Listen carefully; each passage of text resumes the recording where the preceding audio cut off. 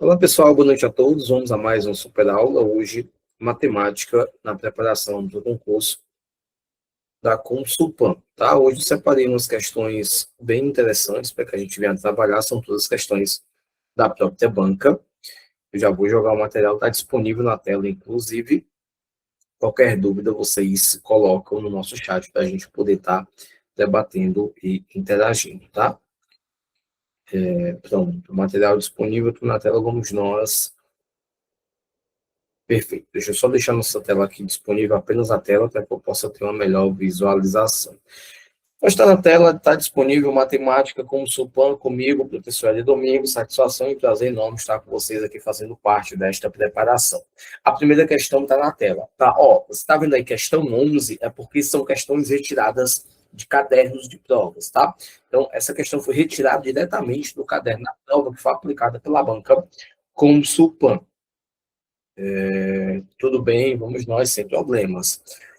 Essa questão, ela é de regra de 3 composta, tá? E é comum a banca Consulpan cobrar a regra de 3 composta nos seus concursos, nas suas provas. Ué, como é que eu vou conseguir identificar uma questão de regra de 3 composta na banca Consulpan ou em qualquer outro que seja o concurso? Bem simples. Você vai perceber que existem no enunciado grandezas que estão fazendo uma comunicação, grandezas que se associam, grandezas que se comunicam. Se você fizer uma leitura rápida, você vai observar que aqui eu tenho dizendo ó, que tem 6 horas, 15 caminhões, descarregam 150 metros cúbicos de brita. Olha só, tempo, caminhão e o que ele está fazendo, descarregando a brita. Perceba que aqui eu estou fazendo a comunicação. É um elo de comunicação. Em 6 horas, 15 caminhões descarregam 150 metros cúbicos de brita. Aqui está bem claro, já está bem exposto. Isso aqui trata-se de uma questão de regra de 3, composta. Então, o primeiro ponto que eu quero que você identifique é: conseguiu definir quais são as grandezas?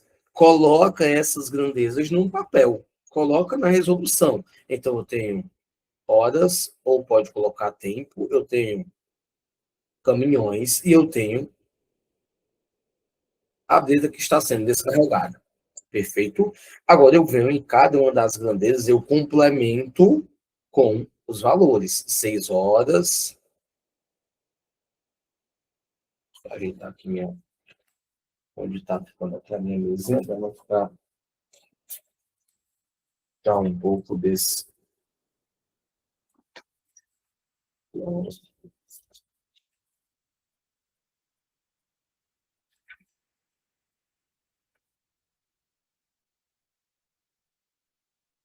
Pois bem, 6 horas, 15 caminhões, 150 metros de cúbicos de brita.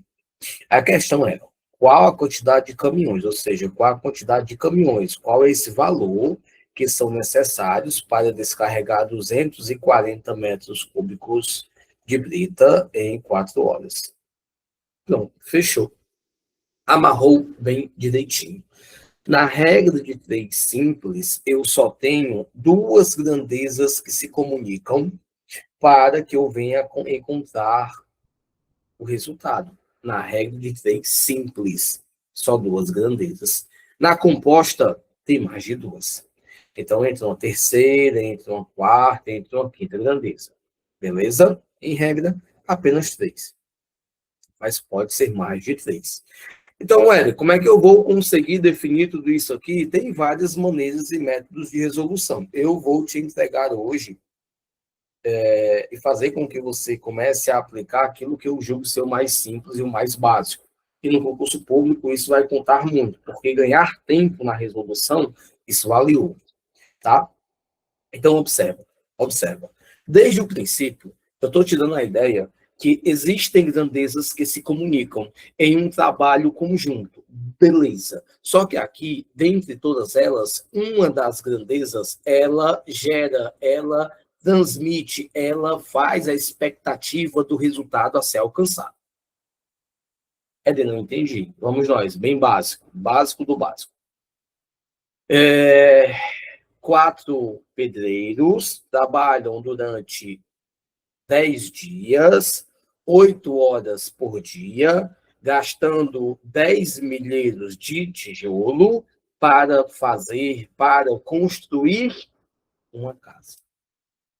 Eu falei 5 grandezas, mas dessas 5, apenas uma transmite ideia de resultado a ser alcançado, que foi o quê? Casas que foram feitas. Então, nesse contexto de regra de três composta, você sempre deve buscar no enunciado qual grandeza transmite a ideia do resultado. Qual grandeza gera a expectativa daquele resultado final. Aqui eu tenho horas, aqui eu tenho caminhões, aqui eu tenho britas descarregadas. Olha, se a brita foi descarregada é porque o caminhão descarregou e o caminhão levou tantas horas. Perfeito. Consegui definir que o meu resultado a ser alcançado é o quê? Britas descarregadas.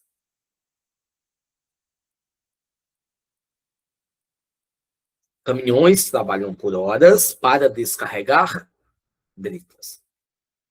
Em regra, a grandeza que transmite o resultado, ela sempre vai estar no final da sua oração, naquilo que você vai, naquela sequência em que você vai declarar, falar. A grandeza que está lá na última posição é ela que transmite ideia de resultado. Padeiros trabalham dias, tantas horas por dia, gastam tantos quilos de massa para produzir 100 pães. Olha, ficou lá no final. Produzir, fazer pães. Esse é o meu resultado a ser alcançado. Então, sempre que eu consigo definir e identificar essa grandeza que transmite o resultado, o que é que eu tenho que fazer com ela, Éder? Básico, ó. Tu pega quem está em cima, joga para baixo, e tu pega quem está embaixo, joga para cima. O 150 está em cima, vem para baixo. O 240 está embaixo, vai para cima. É apenas isso? Basicamente, sim. Porque agora você vai fazer só um processo de multiplicação com quem está em cima e vai igualar com a multiplicação de quem está embaixo. Desta maneira, vai ficar assim, ó. Desta maneira, fica assim, até para que vocês compreendam, há uma grande complicação quando se fala em simplificação. E simplificação, pessoal, nada mais é do que tornar simples. Diminuir o processo. Então, ó, é como se eu tivesse aqui, ó, 6, atenção, ó, como se eu tivesse 6 vezes 15 vezes 240, que é igual a 4 vezes x vezes 150. Concordam até aí? Beleza. Éder, o que é simplificar? Éder, o que é simplificar? Olha aqui. Se tu tem esse 150 aqui, e se tu pega esse 15 que está multiplicando, tu pode simplificar ele. Ó, pode jogar ele para cá dividindo. Ou tu pode simplesmente simplificar. Ó. Se eu pegar aqui, ó, simplificar 15 por 15 e simplificar 150 por 15, olha aí. Por que eu tenho que fazer com o mesmo valor? Porque isso é um processo de equivalência. Eu estou simplificando, eu tenho que pegar o mesmo valor. Eu não posso fazer algo de um lado e do outro lado do sinal de igualdade fazer uma operação diferente. De modo nenhum. Isso aqui é uma espécie de balança. Ó, esse igualzinho aqui está dizendo que é a balancinha. Está no fiel. Ó. O que está deste lado é igual ao que está do outro lado. Igual. Então, se aqui tu divide por 15, do outro lado tu tem que obrigatoriamente dividir por 15. Cadê por que tu dividiu aqui por 15? Porque 15 dividido por 15 simplifica, dá 1. Quanto é 150 dividido por 15? Olha, simplifica, dá 10. Perfeito? Eu estou diminuindo o meu processo de operação matemática básica. Tá? Ó, se você pegar 24 você pode dividir por 4. Dá quanto? 24 por 4 dá 6. Aí acrescenta só o zero. Ficou quanto? 60. Tá? Ficou quanto? 60. Agora de um lado tem 10, do outro tem 60. Pode simplificar ambos por 10? Pode. 10 simplificado por 10 dá 1. 10 por 10 dá 1. 60 por 10 dá 6. De um lado, tu ficou apenas com o x. Pode olhar como ficou apenas o x. Ó, x vezes 1 dá x. E do outro, tu ficou com quem? Ó? 6 vezes 1, 6. 6 vezes 6, 36. Então, x igual a 36, gabarito alternativa A, tá? Esse processo de simplificação é muito importante. É muito importante mesmo. Beleza? Mas vai por sequência. Primeiro, identifica quais são as grandezas. Depois, identifica qual das grandezas é o resultado. Inverte os valores desta grandeza. E depois, só faz o produto de quem está na linha superior e iguala com o produto de quem está na linha inferior. Produto é o resultado da multiplicação, tá, pessoal? Então, basta multiplicar quem está em cima e igualar pela multiplicação de quem está embaixo. Basicamente isso. Ó, deixa eu só apagar aqui. Já encontramos 36, não encontramos? Ó, como é que eu quero que você comece a desenvolver essa resolução da seguinte maneira? Ó. Se eu já sei que eu posso simplificar quem está em cima com quem está embaixo, eu posso já fazer diretão assim, ó. 24, 240 por 10 dá 24, 150 por 10 dá 15. Olha, ficou 15. Com esse 15 bem que eu já posso cortar? Claro que sim, cortei, ó, 15 com 15. Eu já matei os 150, eu já matei aquele 15 que lá está. Agora observa, ó, 24 por 4. Quanto é 24 dividido por 4? Dá 6. Olha, ficou 6. Percebe? Em cima, 6 vezes 6, 36. Embaixo, apenas os 15. O mesmo valor. Só que agora, a gente conseguiu dar uma dinâmica de resolução maior, porque a gente já vem em um processo de exercício.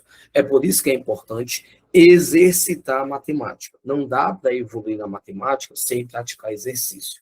E é claro, dentro da proposta de cada exercício, aplicar aquilo que está sendo imposto, aquilo que está sendo dito, não vou dizer imposto por nós, certo? Não é uma imposição. Eu acredito muito que seja é, um método, um processo de clareza aqui que a gente está trazendo para vocês. Perfeito? Então, sempre com essa perspectiva de simplificar para melhor ter uma dinâmica de resolução. Qualquer dúvida, podem colocar no chat, a gente vai evoluir. A próxima questão está na tela. Dados os números racionais. Ô, Éder, o que é um número racional? Primeiro ponto que eu quero que você entenda. O que é um número racional?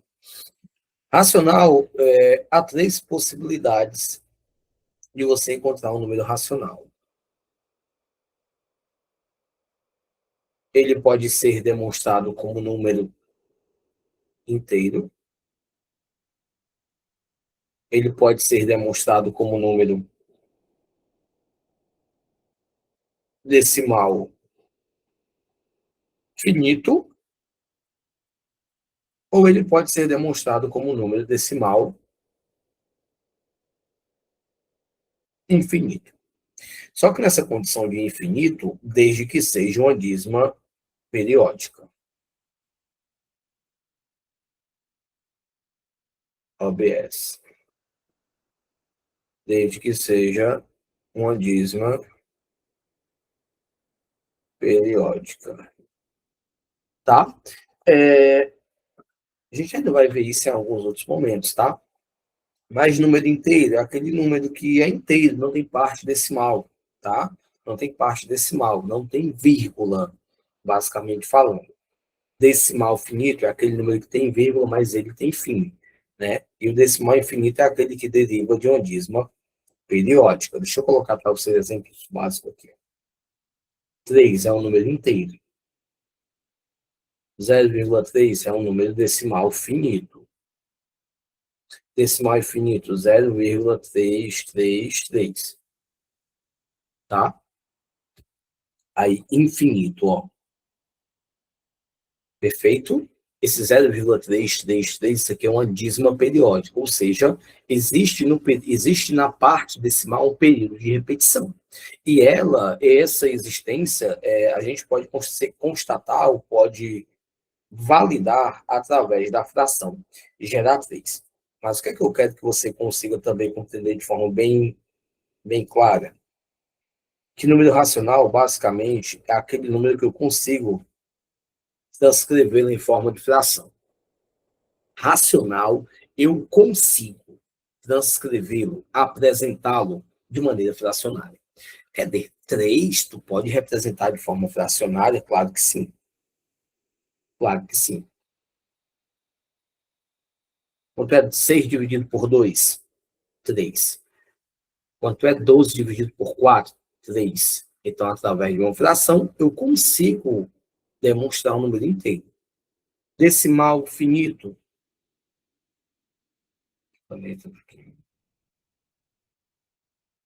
3 décimos.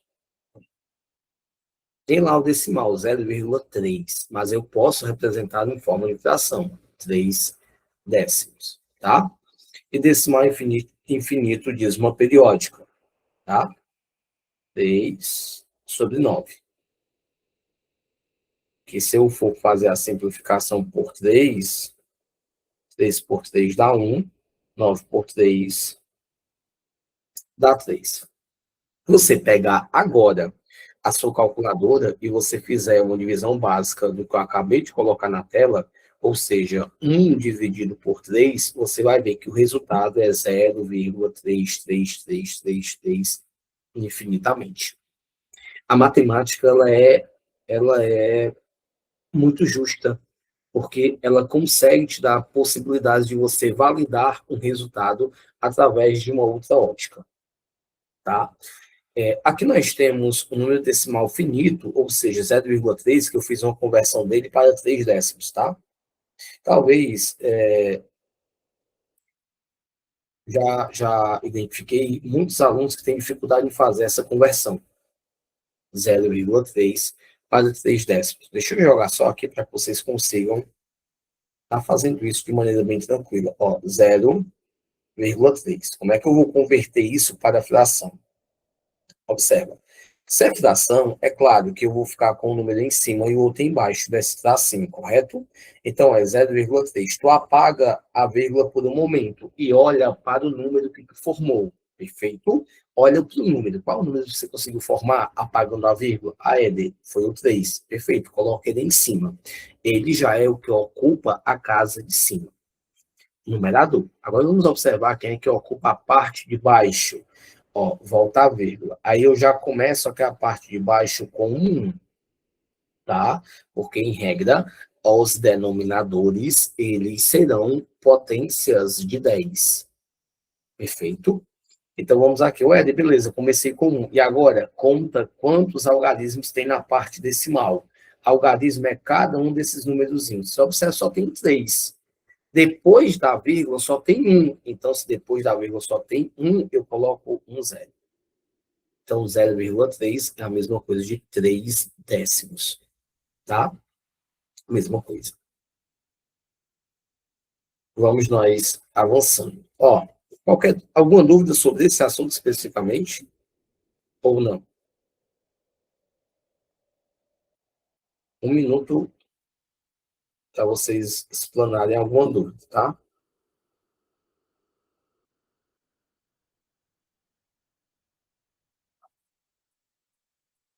Podemos seguir?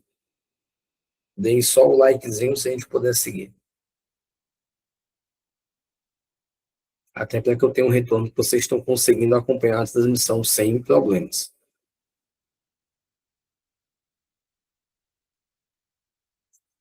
Deixa eu só olhar aqui, parece que tá.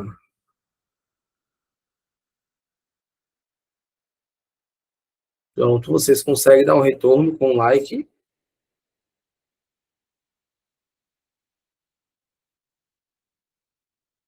Ah, perfeito, obrigado. Só para que eu também tenha esse feedback, esse retorno que vocês estão acompanhando de forma clara a transmissão. Perfeito. Pronto, vamos lá. Perfeito, vamos lá. Ó, é importante também compreender que estou aqui com 3 décimos, tá? 3 décimos.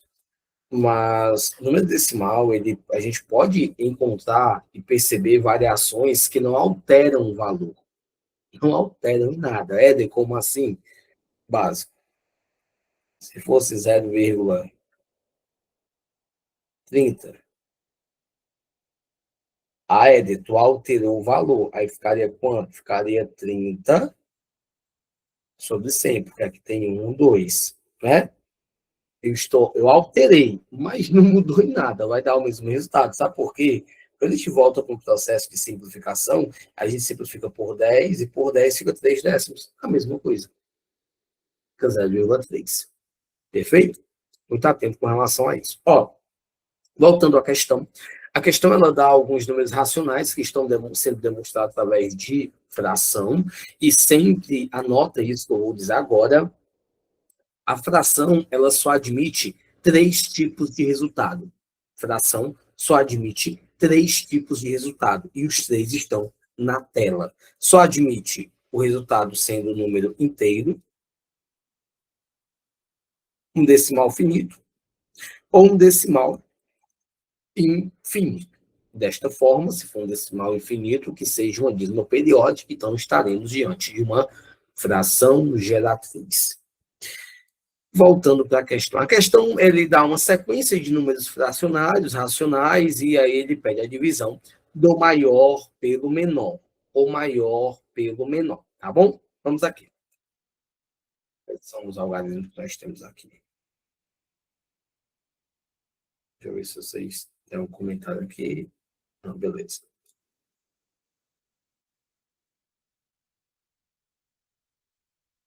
Ó. Pronto. Só apagar aqui para a gente avançar.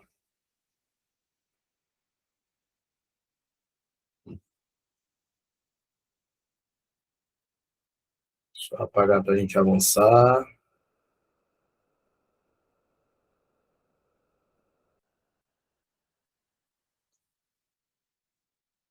Vamos nós. Você pode fazer a divisão 1 a 1, certo? 1 a 1. Você pode ter uma ótica resolutiva já bem pontual. Observa aqui, 2 terços, olha aqui, 2 terços, 2 terços.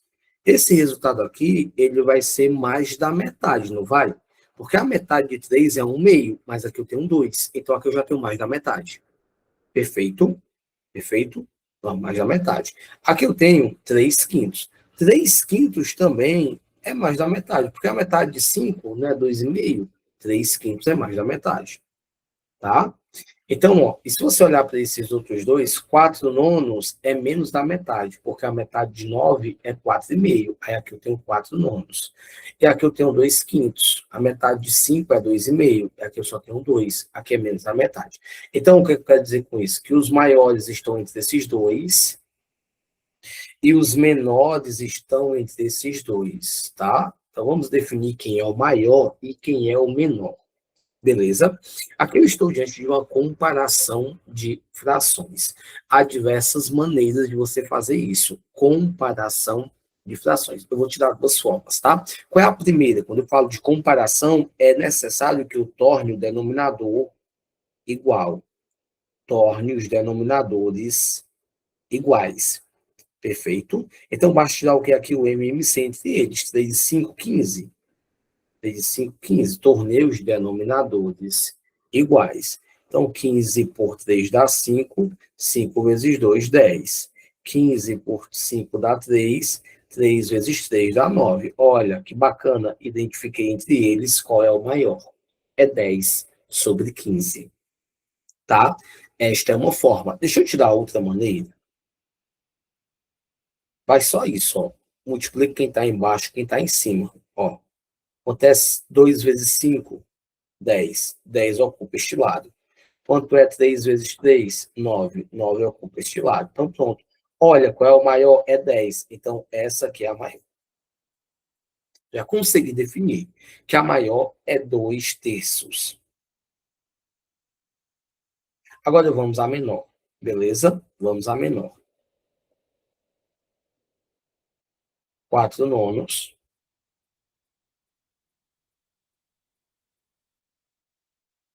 A matemática exige paciência, tá? É um processo de aprendizagem. Muitas vezes a gente está muito tempo sem ver essa disciplina, sem exercitar né, essas propostas sem aplicar mecanismo de resolução, então é importante que a gente tenha, literalmente, paciência nesse processo de revitalização da aprendizagem. Então, eu tenho 4 nonos e eu tenho 2 quintos. Vamos fazer a mesma coisa que eu fiz anteriormente, aquele método mais prático, ó. Quanto é 5 vezes 4? 20. Quanto é 9 vezes 2? 18. Só que aqui eu quero o menor. Então, o que é o menor aqui é 18. Então, 2 quintos é o menor. Beleza. Então, eu identifiquei 2 quintos como sendo menor. Identifiquei 3 meios como sendo 2 terços, né? 2 terços como sendo maior. O maior é 2 terços e o menor é 2 quintos. A questão pede a divisão, ou seja, é 2 terços dividido por 2 quintos. Como é que eu faço divisão de frações?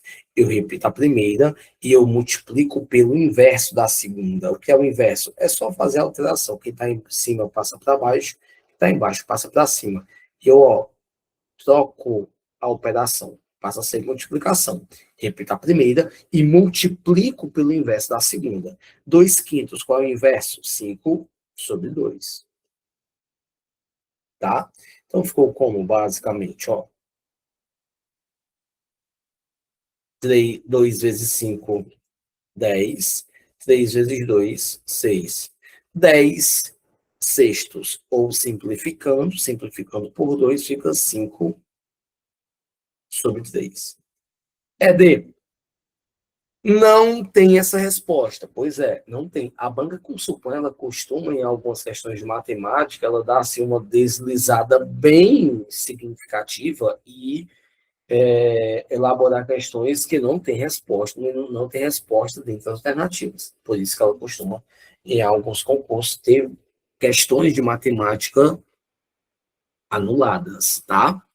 Já fiz diversos recursos contra a banca com o Supan, e afirmo que ganhei, já ganhamos, conseguimos ganhar a grande maioria. Sempre anulando questão, em decorrência desse tipo de observância, ou mudando o gabarito. Mas o que é importante? Muitas das vezes, a gente não consegue ter a dinâmica de compreensão de que aquela resposta, que as alternativas da questão não são condizentes com o enunciado. A gente precisa formular um recurso bem elaborado, bem embasado, robusto, para que a gente venha acreditem, convencer a banca de que ela está errada em uma questão que simplesmente a operação básica de matemática demonstra isso. Tá? Então, aqui, ó, essa 12ª questão, o gabarito deve ser 10 sextos, ou se eu simplifico, 5 sobre 3. 5 terços, né? 10 sextos ou 5 terços. Não tem, mas anotem aí que essa deve ser a resposta correta.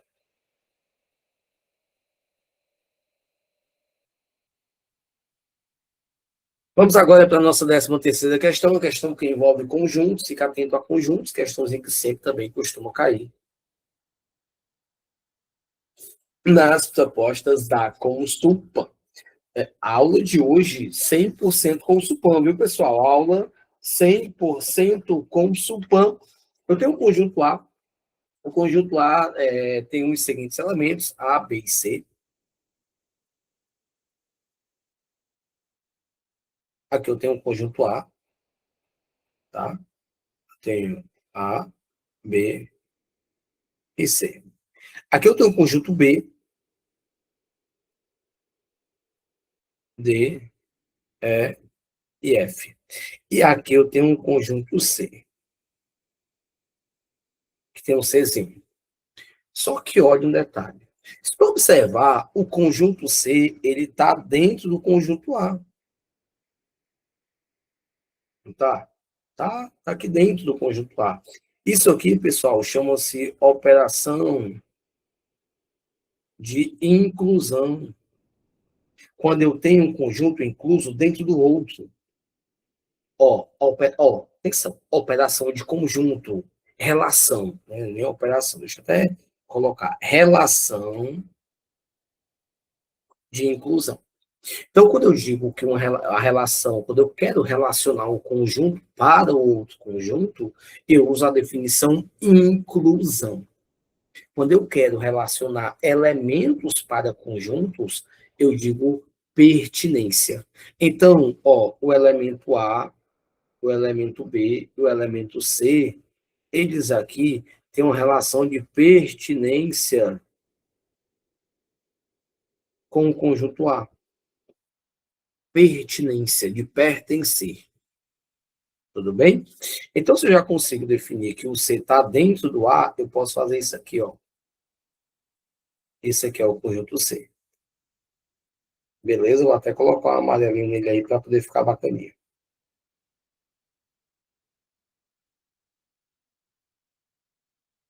Conjunto C. O A e o B, eu não marquei o B aqui, né? Eu não nomeei o B. Eu vou agora definir o B, tá? Para a gente poder ficar bem bacaninha. Então, o B tá aqui, ó. O A e o B estão separados. Claro, porque eles não têm nenhum elemento que seja comum. Nenhum elemento pertence comumente, simultaneamente, ao mesmo tempo, ao conjunto A e ao conjunto B. Então, eu posso dizer nesse contexto que A e B são disjuntos.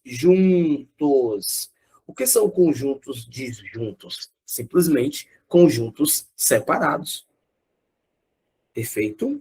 E se eu estou também fazendo uma relação de inclusão de C em A, eu posso dizer nesse contexto aqui que A contém C ou que C está contido em A. Também posso dizer que C é subconjunto de A. Todas essas variações, todas essas definições são importantes. A gente não pode fazer um estudo de matemática básica raso, de maneira nenhuma. Se a gente ficar só no raso, se a gente não fizer uma imersão necessária, a gente vai ficar pendentes de conhecimentos necessários para a nossa aprendizagem. Então, tudo isso aqui, ainda nem comecei a resolver a questão, mas tudo isso aqui é importante. Beleza? Qualquer dúvida, joguem no chat, eu estou acompanhando. Vamos nós aqui. Ou mandem no grupo ou no privado. Eu tentei agora aqui ir para a aba do chat da conversa, eu não consegui ir para a aba, tá? Então, consegui visualizar aqui. Então, qualquer dúvida, joga no nosso suporte, no WhatsApp do suporte, no meu, e a gente verifica e já automaticamente traz para vocês aqui a resposta, o apoio, o suporte necessário. Então, beleza, Ed. Se é subconjunto A contém C, o C está contido em A. Beleza, tá vendo esse símbolozinho aqui, ó? Que é o está contido ou o contém. Éder, não tenho noção de quem é quem nesse jogo do bicho. Vai saber agora, ó. Vai lembrar da boca. A boca dele, a boca vai estar com a abertura para o maior. Ali eu tenho A e eu tenho C. Olha sempre para a boquinha do símbolo aqui. Sempre. A boquinha está dentro do A e o C. Qual é o maior? É o A. A boquinha aberta para o A, a boquinha aberta para o A, e a leitura sai mais fácil quando eu percebo e consigo definir isso. Então, A está contido? Não, porque se o A é maior, ele contém. Acabou o negócio. O C, a boquinha está aberta para o A, então o C está contido ou contém? A, se ele é menor, ele está contido. Show de bola? Desta maneira, conseguimos definir que já dei a resposta em todo esse esclarecimento que eu fiz para vocês. Sensacional. Resposta C. O conjunto C é subconjunto de A e B é disjuntos de A e C. É o nosso gabarito, tá? Perfeito? Tira o print, salva essa resolução e aí revisa em outros momentos. Mas tira o printaço aí para poder ficar show de bola para você revisar logo mais.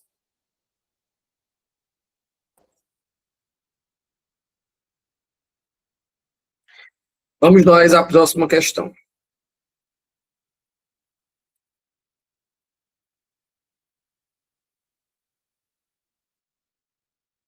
A próxima questão é uma questão básica de Operação matemática, expressão numérica, né? Eu tenho frações entre parênteses e esse resultado tem que ser multiplicado com uma divisão entre frações, tá? Considerando a nossa perspectiva de resolução, nós temos lá o PENDAS, né?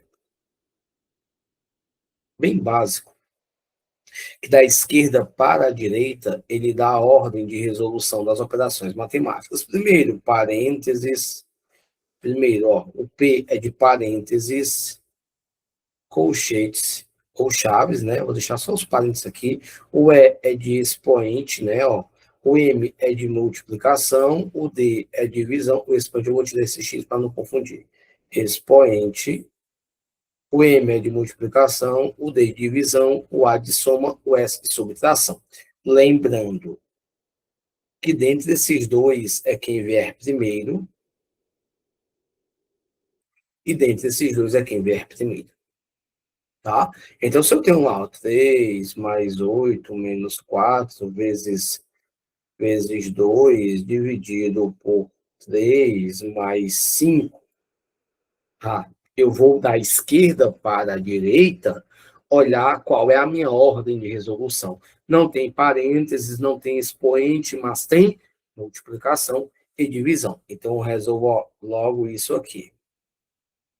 Menos 8. Aí eu vou dividir por quê? Ó, pelo 3. Aí depois eu vou fazer o que desse resultado? Eu vou aplicar a soma e a subtração. É porque aqui vai dar um resultado quebrado, né? Foi só um exemplo para que vocês compreendam. Mas, indo para a nossa questão, indo para a nossa resolução, vamos pegar aqui 3 quintos. Só ajeitar aqui minha caneta. 3 quintos mais 2 terços. Beleza, Hélio. Como é que faz aqui? Denominadores diferentes em soma de frações, tira-se o MC. O MC de 3 e 5 é 15, né? Basta multiplicar 3 vezes 5, 15. Então, 15 dividido por 5 dá 3. 3 vezes 3 dá 9. Mas eu mantenho a operação, tá? Então, vem aqui, ó, 15 dividido por 3 dá 5, 5 vezes 2 dá 10. Então, o resultado ficou 19 sobre 15. Esse é o resultado da primeira operação entre frações que está entre parênteses. Agora vamos a essa, né? Ó. Aqui, ó, beleza? Ó, divisão entre frações, eu repito a primeira, 4 sétimos, e eu multiplico pelo inverso da segunda. O inverso é quem está embaixo sobe, quem está em cima desce. Acabou o negócio, tá? Então aqui, vamos só o seguinte, ó, 28 por 7, 4. Ó, 20 por 4, 5. Basicamente 4 sobre 5. Só isso, o resultado 4 sobre 5 foi o nosso resultado. A questão pede uma multiplicação. Então vai ser o que? 19 sobre 15 vezes 4 sobre 5. 19 vezes 4, 10 vezes 4, 40, 9 vezes 4, 36, 40 mais 36, 76. 15 vezes 5 dá 75. A questão diz que quem está em cima é A, quem está embaixo é B. E ela pede a subtração A menos B, ou seja, 76 menos 75. 76 menos 75. Resultado 1 é o nosso gabarito. Alternativa D de delta. Beleza? Fechando mais uma questão, tá? Para ficar show de bola com todos vocês. A gente vai à nossa próxima questão, mais uma questão, batendo a nossa matemática, trazendo de forma simples, prática. Qualquer dúvida, mais uma vez, acionem aí para a gente poder, né, vocês os esclarecimentos necessários. Vamos aqui.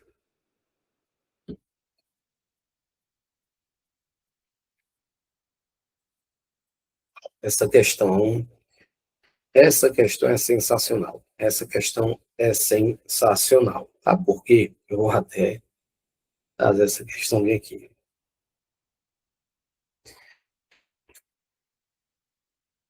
E, e a gente está ao vivaço. E essa questão é sensacional. A questão diz assim, ó, ao vivaço, atenção.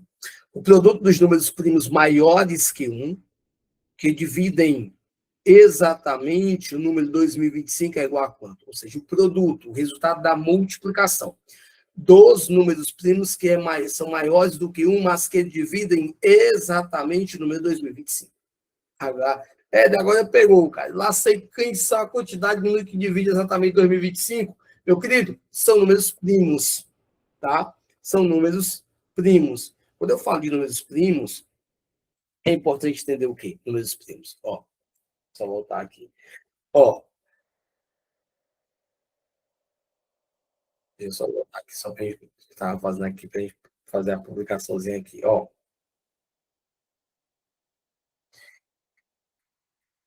não pegou, vai dar certo. Ei, números primos são aqueles que só tem dois divisores, só tem um e ele mesmo. Então, 2025, ele é divisível por quem? Por 5, porque termina em 5. Quem são os números divisíveis por 5? São aqueles que terminam em 0 ou terminam em 5. Terminou em 0, terminou em 5, é dividido por 5. Então, sei que 2025 é divisível por 5, e 5 é primo, tá? Ele, qual é o outro primo que vai dividir 2025? Se você pegar o 2025, e se você somar os algarismos que compõem o número 2025, vai dar o 2 mais 0 dá 2, 2 mais 2 dá 4, 4 mais 5 dá 9. Então, quando a soma dos algarismos de um número resulta em um múltiplo de 3, quer dizer que esse número todo é múltiplo de 3. Então, 2025 também é múltiplo de 3. E 3 é ou não é primo? Claro que sim. 3 só é divisível por 1 e por ele mesmo. Então, já encontramos quais são os algarismos que dividem exatamente e que são primos e dividem exatamente o 2025. É o 3 e o 5. A questão pede apenas o produto entre eles, ou seja, a multiplicação. 3 vezes 5, 15, gabarito C. Tá? Éder, que questão maluca é essa, cara? Pois é, basicamente isso. A gente tem que começar a abrir um pouco o campo de visão. Ó, essa questão claramente a gente vai estar aplicando um método que eu venho trazendo há muito tempo, que é o que eu chamo de VPM, visão periférica matemática, onde a gente deixa de se preocupar apenas com o núcleo do enunciado, a gente abre e expande o campo de visão. Se eu estou pedindo aqui, o que a questão pede? Apenas o produto dos números primos que são maiores do que 1, mas que esses números primos dividem exatamente o número 2025. 2025, eu já sei que ele é o quê? Divisível por 5, porque termina em 5. Beleza, e 5 é número primo. Agora, quando eu somo os algarismos de 2025, dá 9. Ó, e aí, quando a soma dos algarismos de um número resulta em 9, ou resulta em um número que é múltiplo de 3, esse número todo também é divisível por 3 ou múltiplo de 3. Tá? Então, 3 também é o quê? Um número primo. Ficou basicamente os dois. Produto 3 vezes 5, 15, gabarito. Alternativa C. Basicamente isso. Então, claramente, a gente vai estar aplicando. Todo mundo conferiu? Deu para entender? Vamos nós. Voltando à nossa próxima questão. Avançando.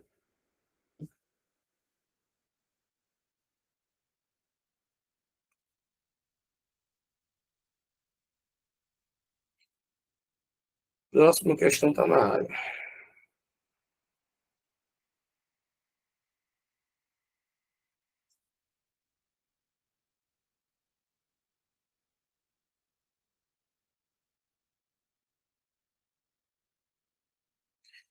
E ela diz o seguinte, ó. Uma partida entre Flamengo e Vasco, realizada no Maracanã, um terço do público presente torcia para o Flamengo. Um terço do público. Pergunta básica. Você sabe qual é o público? Não sabe. A questão, pelo contrário, a questão pede até qual é a quantidade do público que compareceu ao estádio. Então, ó, Flamengo foi um terço de X, ou seja, X sobre 3. Vasco, questão disse que foi o quê? 1/4 da torcida, ou seja, X sobre 4.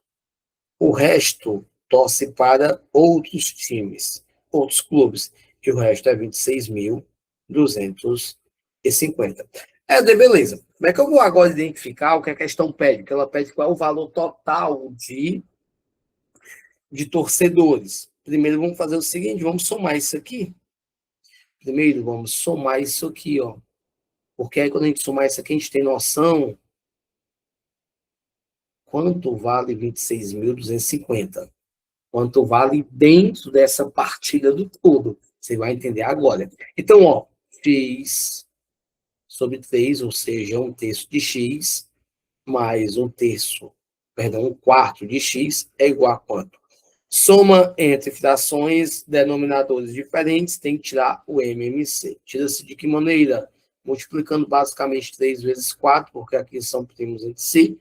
Então, basta multiplicar 3 vezes 4 dá 12. Então, 12 dividido por 3 dá 4. 4 vezes x dá 4x. Mesma coisa eu faço aqui. 12 dividido por 4 dá 3. 3 vezes x dá 3x. Tá? Então, quando eu somo 4x mais 3x, dá 7x. Sobre quanto? Sobre 12. Beleza. Entenda da seguinte forma. Os torcedores de Vasco e Flamengo representam 7 partes de um total de 12. Quando eu digo 7x de 12, é porque é 7 partes de um total de 12. Então, é como se fosse assim, ó. Como se fosse assim, ó. Você compreende, ó. Aqui é o público geral, que está no estádio.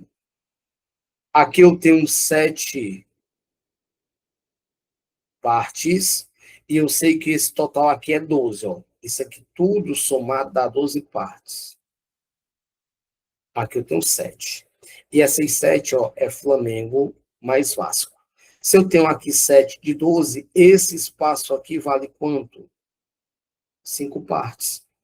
Tá? E o enunciado diz qual é esse valor. É 26.250. Beleza? 26.250. Então, agora basta identificar qual é o valor de cada uma das partes. A partir daí, eu multiplicar por 12 e ter o valor total. É de básico isso aí, simples. Tranquilo. Agora basta fazer isso.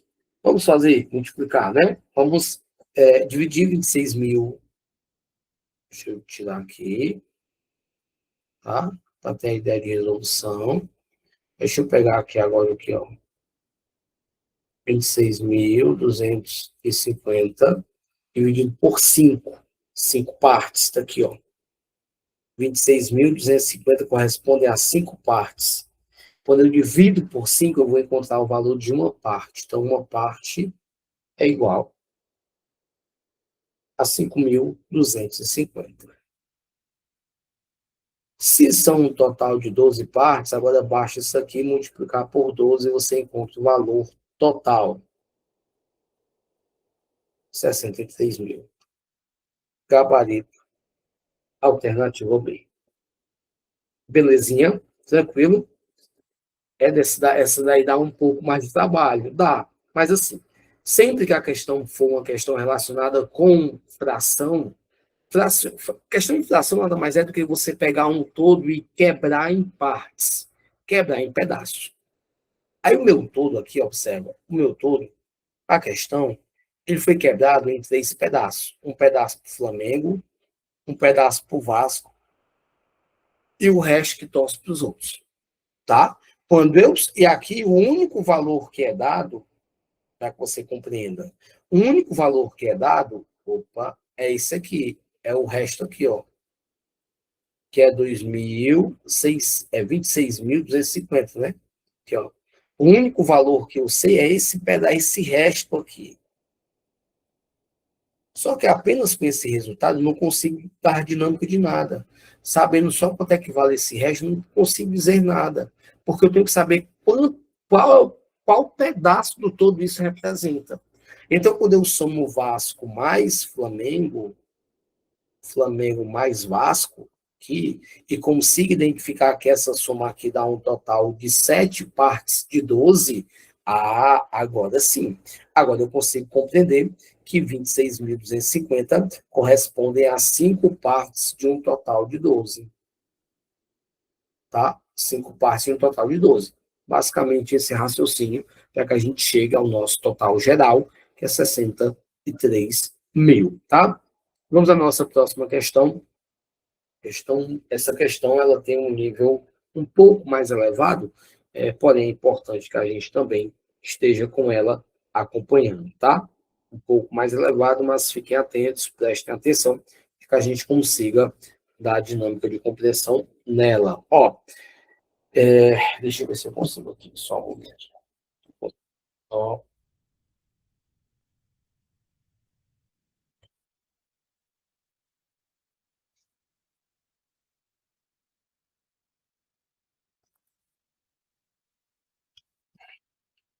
vamos aqui.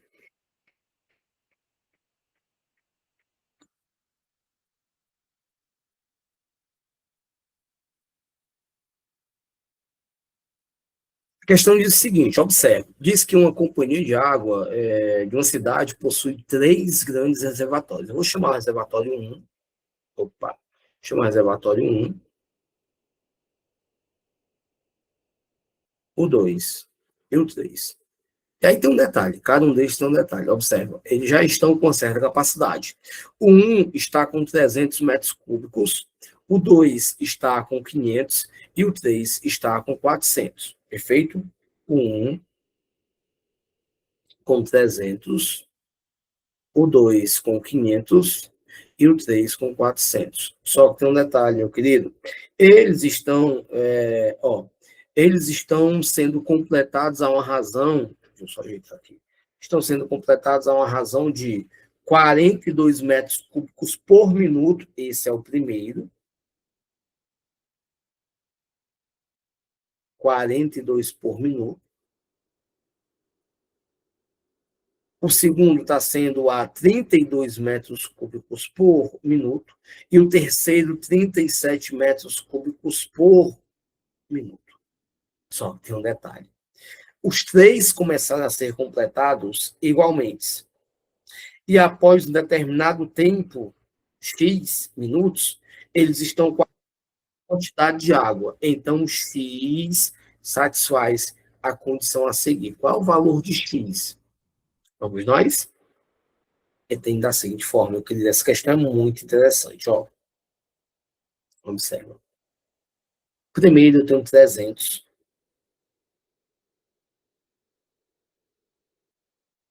O primeiro eu tenho 300.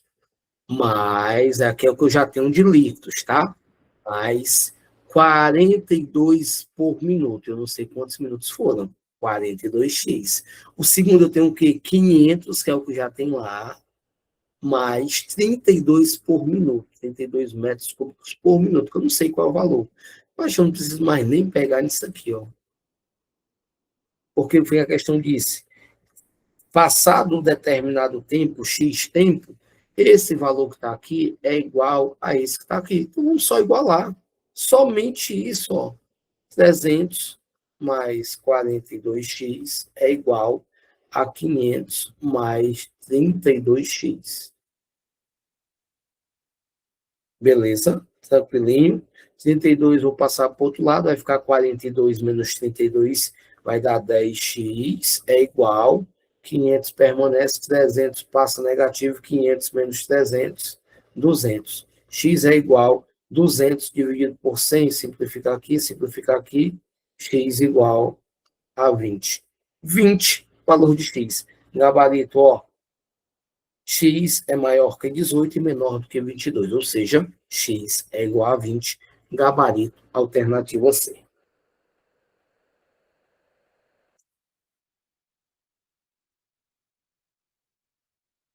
Tranquilo, pessoal? Deu para entender essa daí?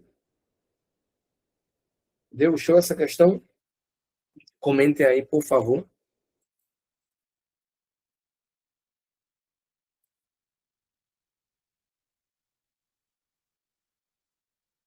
Você já iniciou com 300 metros no ar e ele está tendo uma inclusão de 42 por minuto, é 300 mais 42 minutos. Eu não sei qual é a quantidade. X. 42 vezes X. O segundo já começou com 500, está ganhando 32 a cada minuto. Não sei quantos minutos. 32 vezes X. Se está colocando uma condição de igualdade básica, então só basta que eu faça a igualdade. Eu vou igualar a primeira com a segunda equação. Tranquilo? Então, vamos lá.